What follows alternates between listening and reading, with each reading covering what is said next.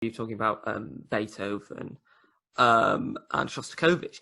Do you think that, whether it be classical musicians or modern musicians, that sometimes it is difficult to enjoy particular pieces of work if the political opinions of the composer or the artist are perhaps different from your own, or in many ways repugnant? Because, of course, one of the great debates that has raged for many years is whether people should continue to listen to Wagner given his anti-Semitic beliefs.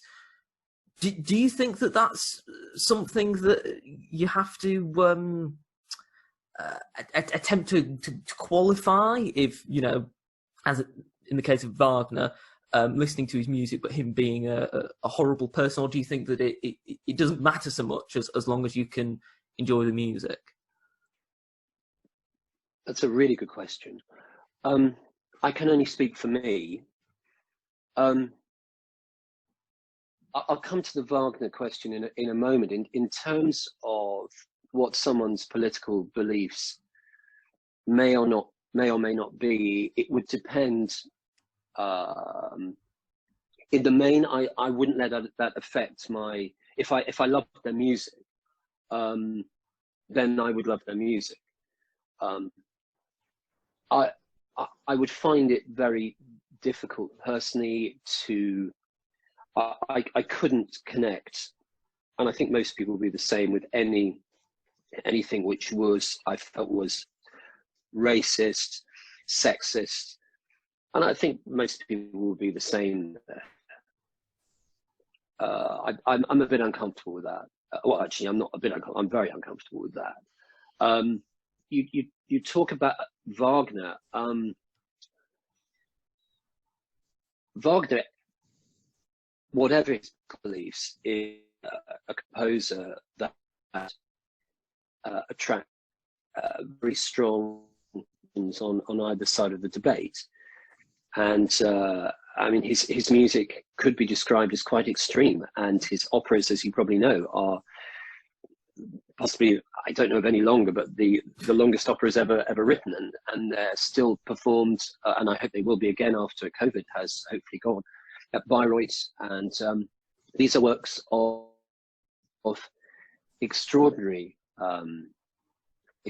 power.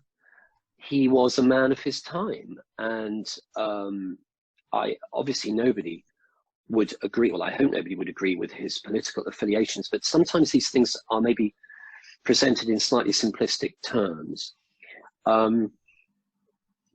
Just to put this in context, Wagner is a composer whose music has always attracted huge audiences. A few years ago at the BBC Proms, Barenboim conducted the entire Ring cycle, which are these 4 operas, which I think to hear the whole thing in one go would take, I think it takes a whole day, if not slightly longer.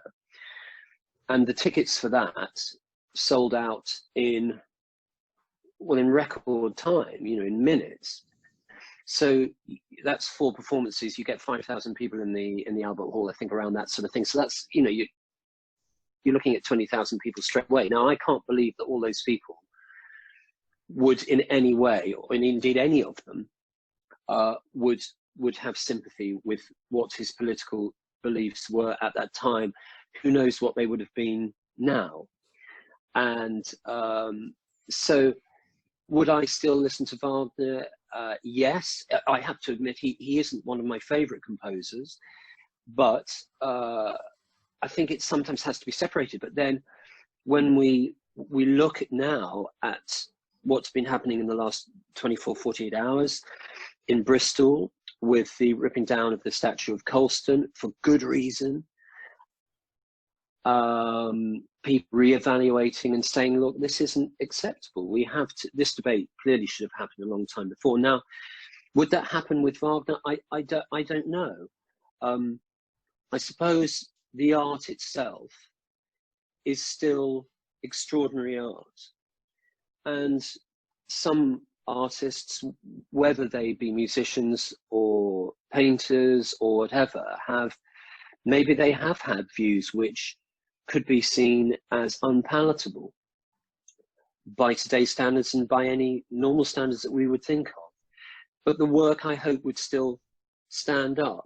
And if we were to live, we've been talking about Beethoven, we've been talking about all sorts of other composers. If we lived in that time, I wonder if we saw the way that these composers would have treated women.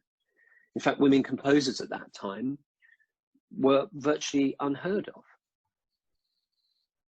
And indeed now, there is obviously equality is something which we all fight for, but there are still not enough female women conductors, composers, and there should be.